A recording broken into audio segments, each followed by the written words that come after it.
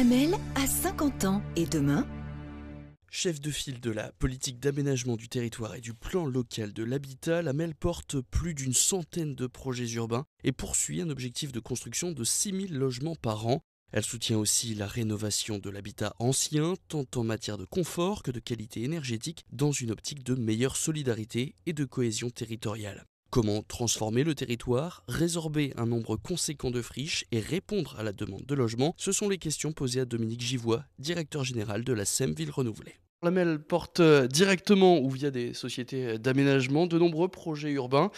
Quelles principales difficultés rencontre-t-elle? Plutôt que de difficultés, moi je parlerais de facteurs de réussite. On a une métropole qui est engagée dans un modèle de développement clair, lisible, qui se veut sobre, qui se veut équitable et qui se veut respectueux de là où il intervient. Deuxième, l'équité, c'est la ville pour tous. Donc ça veut dire que dans tous les secteurs de la métropole, on doit développer une attractivité et des réponses qui satisfont à tout le monde.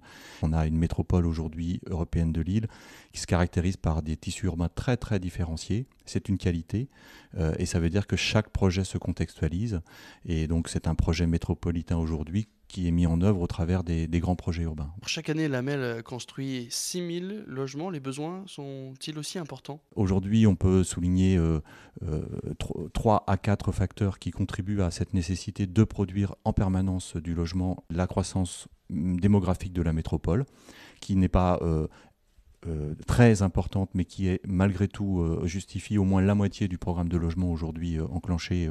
La deuxième composante qui est très très importante, c'est que les besoins évoluent, la population évolue. On est dans la métropole la plus jeune de France, donc on a des besoins pour les jeunes, on a un vieillissement aussi de la population qui se recentre sur les villes. Et le troisième facteur, une ville qui ne construit pas, c'est une ville qui meurt. Le parc de logements se renouvelle, il y a de l'habitat indigne, il y a des opérations qui viennent réaménager les choses, et donc on a un parc qui a nécessité à se renouveler d'une façon récurrente. En 2020, la MEL sera capitale mondiale du design.